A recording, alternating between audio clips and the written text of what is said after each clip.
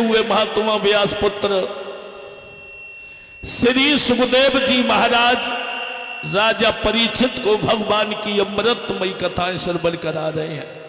भक्तों,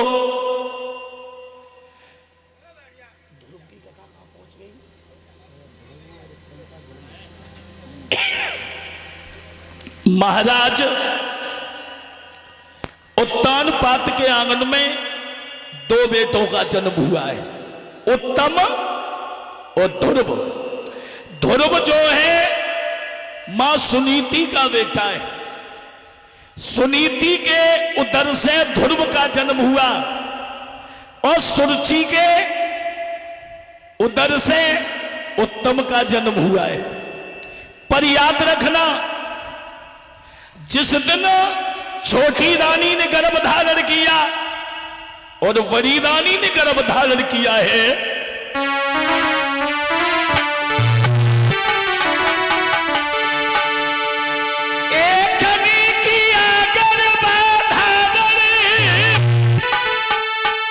उस दिन से पलंग न छोड़ा है।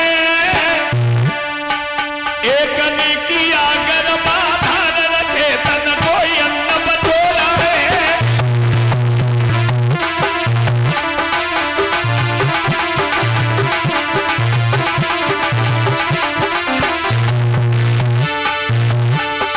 एक ने किया गर्भा धारण खेतन कोई अन्न बटोरा है।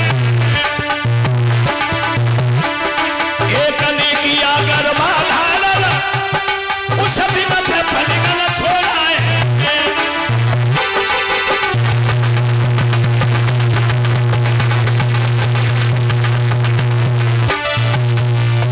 जिस दिन से छोटी रानी ने गर्भ धारण किया है, कोई दासी मूड दबाए रही है, कोई पांव दबाए रही है, कोई हाथ दबाए रही है, और जगह न मिल रही तो दासी दासी को पीछे से दबाए रही है कि कोई तनख्वाह कम न हो जाए। है? अब देखिए विधि का विधान, राजा की दो रानियां,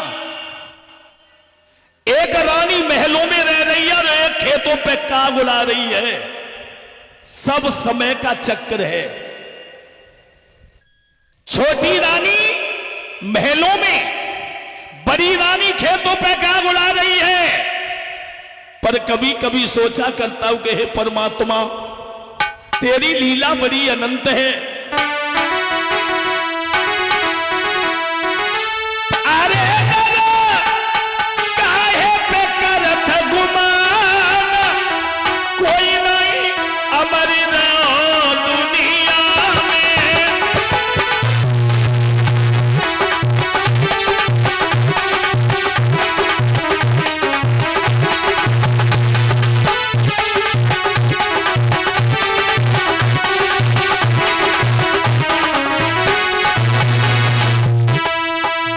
बड़े बड़े ऋषि, बड़े बड़े ज्ञानी, बड़े बड़े योद्धा इस भूमि पे आए और चले गए। अरे नरकाय पे करत गुमान, कोई नहीं अमर रहो दुनिया में।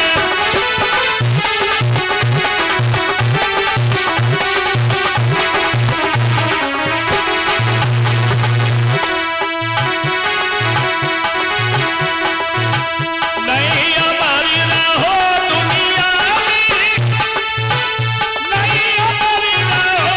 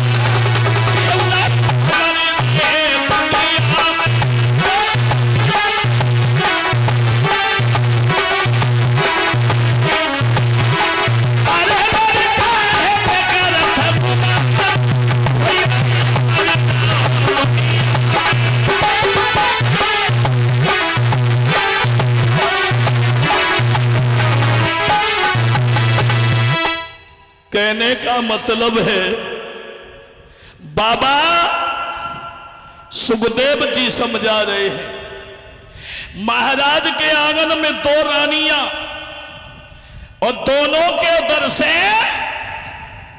एक एक बेटा ने जन्म लिया है। बड़ी रानी का बेटा जो है उसका नाम है ध्रुव और छोटी रानी का उसका नाम है उत्तम। एक पालने में झूल रहा है, एक पत्तों पे लेटा हुआ है। एक वृक्ष की दो ही डाली पर किस्मत जुदा जुदा है। एक वृक्ष की दो ही डाली पर किस्मत जुदा जुदा है। एक डाली जाए हवन में एक से जल रही चिता है। देखिए विधि का विधान। एक पिता के दो बेटे, एक तो दानी पैदा हो जाता है, एक अज्ञानी पैदा हो जाता है। एक देश की सेवा कर रहा है सीमा पे और एक चपरासी ना है। ये किस्मत है। ध्रुव दोनों बच्चे धीरे धीरे आंगन में सयाने हुए और जब दोनों बच्चे सयाने हुए ध्रुव 5 साल के हो गए। एक दिन उत्तम ने ध्रुव से कहा भैया